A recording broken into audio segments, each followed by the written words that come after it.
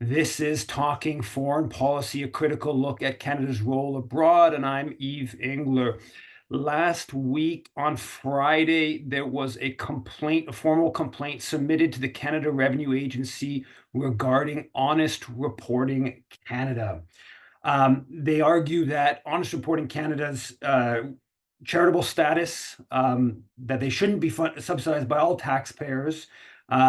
This organization, which is a well-known pro-apartheid, pro-genocide flak organization, that to a large extent, what it does is it harasses media outlets, journalists who don't cover the question of Israel as they would like to see it covered.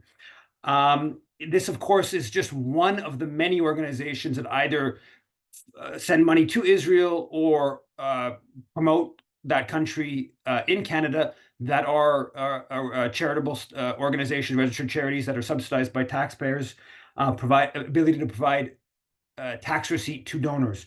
To discuss this recent complaint to the Canada Revenue Agency, we have Michael Deforge, who is with Writers Against the War on Gaza.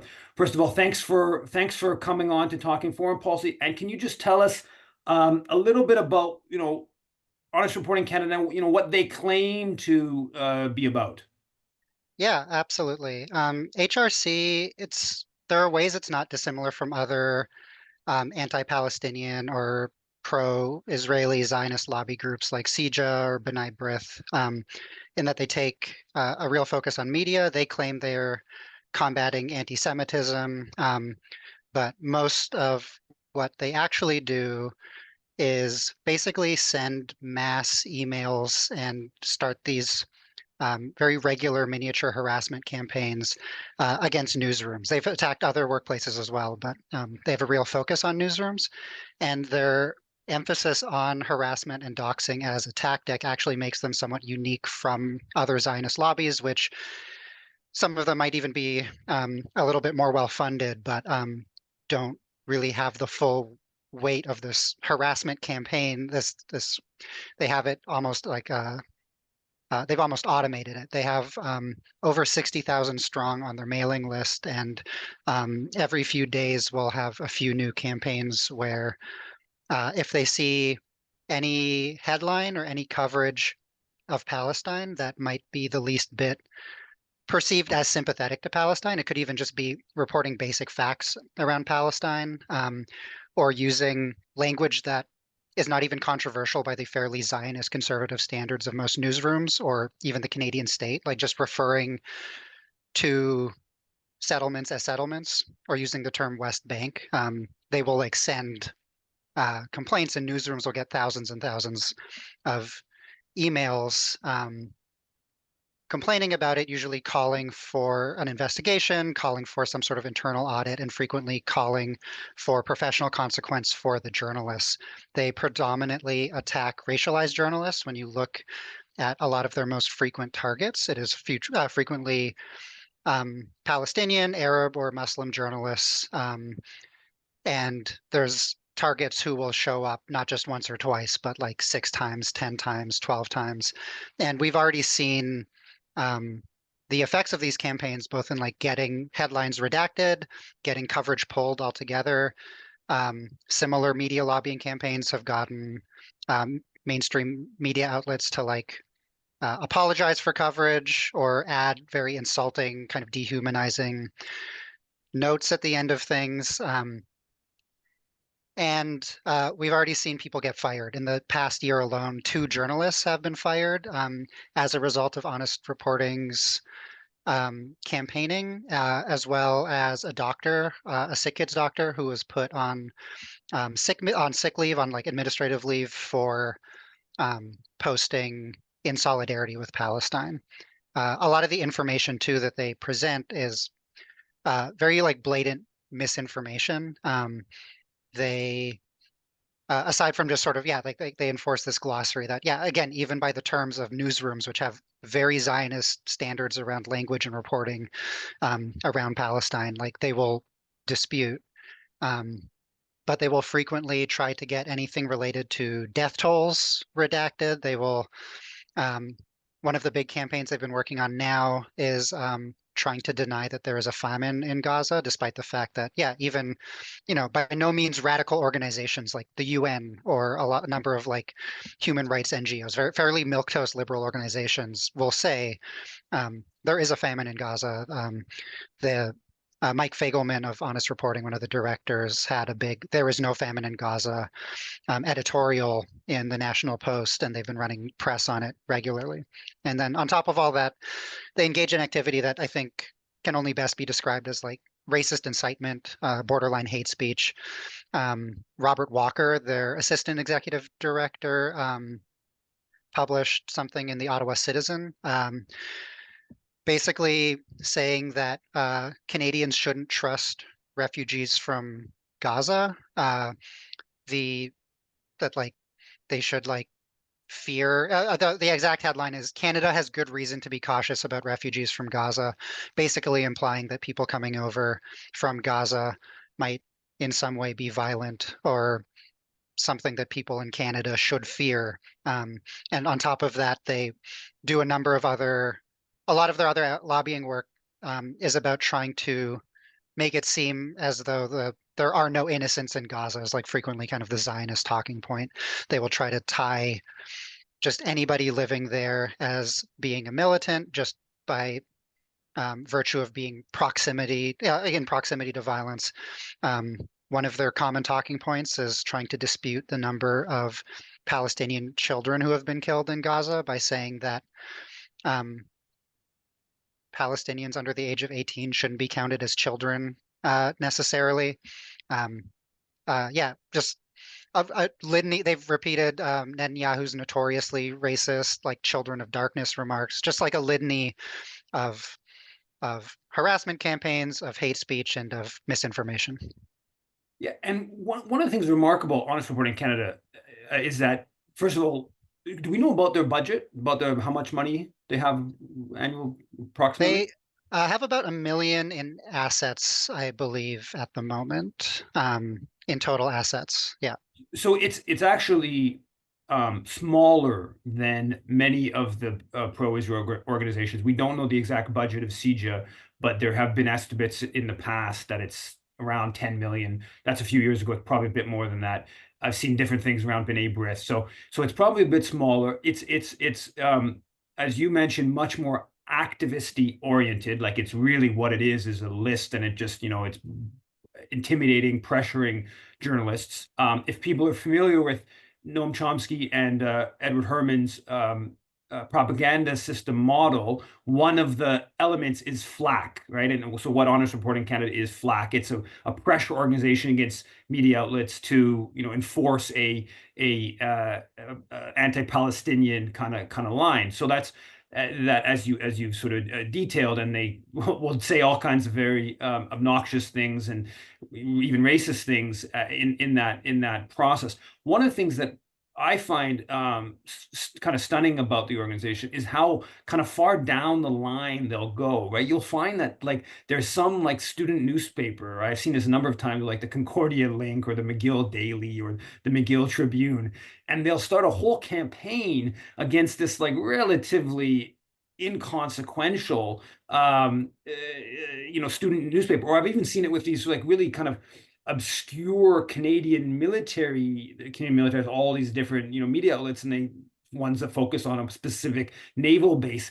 And when something's reported that doesn't go, that Honest Reporting Canada doesn't like, they'll like sort of whole campaign against these really kind of tiny publications. So that's a fairly kind of remarkable thing to see, which speaks to the fact that they do have, like while $1 million is not big compared to some of the other pro-Israel organizations. It's obviously much, much bigger than probably the biggest pro-Palestinian group, Canadians for Justice and Peace in the Middle East, certainly doesn't have that kind of resources. So it's still, relatively big compared to on the pro-Palestinian side. But so can you tell us also a bit? So I know Honest Reporting Canada has been put out some emails, kind of fundraising emails, saying it's going to set up Canadian style Canary mission, I think is how you pronounce it. Can you tell us a little bit about what the Canary mission is? People probably do know to some extent. Many might not. And then also what Honest Reporting Canada seems to be doing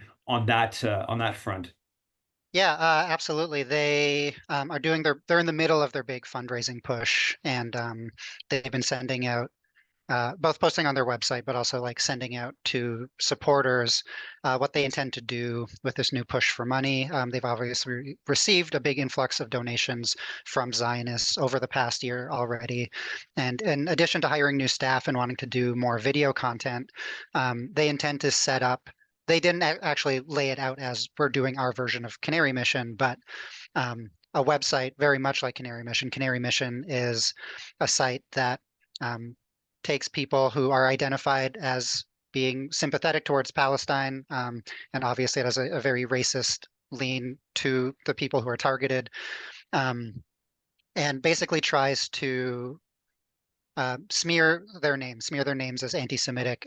The specific strategy is about making sure that um, people's position on Palestine could become a liability for them if a school or employer were to search their name on Google and try to make it so that very early on in search engine results, there will be a listing for them as anti-Semitic. And they're open about that too. They state that that's the intent is to deter university students from getting involved in Palestine.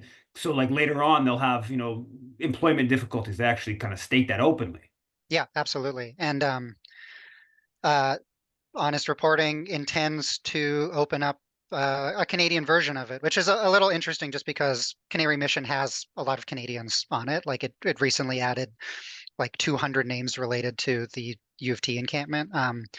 But yeah, they laid it out explicitly as um, being about naming and shaming, which would be very much in line with what their current tactics are, where you see especially like a few targets come up so frequently. And yeah, they've expanded their focus just from journalists and reporters, which is already, we already hear so much about the um, what a chilling effect Zionist lobbies have on newsrooms. Like reporting in the breach has an anonymous report like account of talking about HRC's, like just even fear of HRC's campaigns getting someone pulled from coverage. Same with TMU's review of journalism. So you already see this in that workplace, but they've expanded into healthcare professionals. They've targeted educators a number of times. Um, so yeah, like this is already something they're able to do with a very minimal budget. And the fact that they want to expand it and really narrow in on this tactic in particular. And you mentioned the way they go down the line. They only don't just target mainstream media outlets. One of the tactics that they use that is also maybe worth noting is that they go after the funding sources of some of these smaller places. And um, I'm not sure if this is the main reason it was pulled, but they have certainly publicly bragged about it as a victory about getting the grants for Canadian government grants for Adbusters frozen based on their um, anti-Zionist content in the magazine. They were able to like freeze Adbusters um, government grants.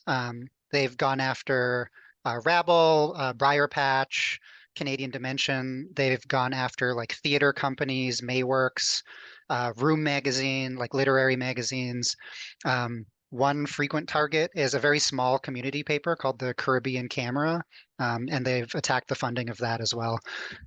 So yeah, I assume too on any sort of naming and shaming websites, like it's not only that they're not just looking after going after like big names or big publications. They in fact specialize in honing in on people who maybe don't have some of the institutional protection that might make it easier to endure one of their harassment campaigns from their job or just generally professionally. Yeah, that I've seen that a lot where they cite whatever, as you mentioned, rabble.ca, they'll cite that. I think myself, they've published pieces criticizing something Rabble published, and then they'll mention that Rabble gets so and so amount of money from this government agency, and and they'll try to basically, cut the funding and sort of kneecap the funding. One of the things I have to say, we on the big picture level, to see that they're going on the offensive, they want to, set up this like Canary Mission type organization in Canada or website. As the horrors in Gaza get worse, as we see this latest massacre tent at a hospital in Gaza, as the death toll grows, into hundreds of thousands, certainly that have been killed in Gaza, as Israel's launching ever more violence in Lebanon, and yet they feel kind of emboldened to move forward. That is quite a remarkable dynamic to see. But now, so okay, so the news here on Friday, obviously, Honest Reporting Canada has been around for, I guess, a couple decades now. I believe it goes to the early 2000s. The news here, though, is that this is a charity. This is subsidized by all Canadian taxpayers. This is really important to understand. So when someone donates, they can get half of their money. It depends on the tax bracket, different dynamics, but they get like half their money in a credit. So essentially, all taxpayers, Revenue Canada is subsidizing this. So there was a formal complaint. I mean, to see this as a charitable endeavor is really hard, I think, for most kind of average people, even someone who's fairly, somewhat sympathetic to Israel. You say, well, why would this kind of media focus attack group be, subsidized by all taxpayers? Can you tell us a little bit about, what is in the complaint and the Canada Revenue Agency kind of charitable status angle? Yeah, absolutely. Last week, Writers Against the War in Gaza and Just Peace advocates, who this is something that Just Peace is like quite skilled at, is like going through um, these Zionist foundations and seeing whether or not there's like leverage in getting their charitable status investigated, filed a formal complaint. A lot of what was outlined was what I just described to you, and just sort of listing in great detail, like here are examples of some of their harassment campaigns. Here are some of the examples of the falsehoods they've spread. Here are examples of things that clearly, I think, um, would count as racist incitement. Like whether the bar for what CRA might recognize as hate speech, I don't know, but clearly, I think there is a pattern of racist incitement, a pattern of the types of people they target, like very frequently racialized journalists, um, and laying that all out. Aside from doxing and harassment and public smear campaigns and this sort of like libelous activity, clearly being in violation of the broad mandates the CRA has about like what is in the public trust and what is in the public interest um, of a recognized charity. Uh, the fact that they knowingly spread disinformation and falsehoods, um, and that they engage in speech that I think there is a strong argument counts as hate speech, uh, makes it in violation of the CRA's public policy dialogue and development activities. It actually has fairly strict regulations about it. There's the same sort of regulations that say exactly what counts as partisan activity or not for a charity to engage in. And there have been similar campaigns in the past, um, similar challenges in the past to the charitable status of, for instance, anti-abortion groups that have spread misinformation about reproductive health, and that being a liability for their own charitable status. So this is not unprecedented, aside from the fact there have been already these ongoing and successful challenges to the charitable status of some of these other Zionist orgs, the JNF being the one that made quite a lot of headlines recently. And some of the grounds that those other groups have had their charitable status challenged on, for instance, connections to the Israeli military or Israeli settler groups. Honest Reporting has less direct connections in terms of finance, but regularly platforms groups like that. They have platformed, I believe they're pronounced Regavim, which is a far right settler group active in Israel. They have platformed a lot of Israeli lobbyists, Israeli diplomats, Israeli state representatives, IOF representatives. Some of the more notorious ones have been Maurice Hirsch, who's a former head of military prosecution in the West Bank, and as well as representatives from Soldiers Save Lives, which provides an economic social safety net, sort of quote unquote, to former IOFers. Someone from Project Shushan, which has been funding to get military gear donated to Israel post October 7th. They've platformed far right Hindu nationalist groups, and they frequently do partnerships with True North Media, who notoriously recently offered a platform to the Proud Boys. So we think there's like a litany of things that would be just common sense disqualifying for what should be considered a charity. And yeah, like what people are able to donate to and receive tax subsidies for, including a number of billionaire donors. When you look through some of the bigger ticket donors to Honest Reporting, it's a lot of family foundations who might have a reputation as being like quote unquote respectable philanthropic organizations who are able to quietly send money to a glorified hate organization and do so without scrutiny. So we think this challenge can um, be a blow to all types of this sort of cobweb of anti-Palestinian lobbying. Well, let's hope the Canada Revenue Agency, first of all, investigates. Secondly, upholds the rules that charities are supposed to operate under, and let's hope that they revoke the Honest Reporting Canada's charitable status. Thanks a lot for coming on Talking Foreign Policy, Michael, and we'll keep following this story as it moves along. Thank you so much for having me.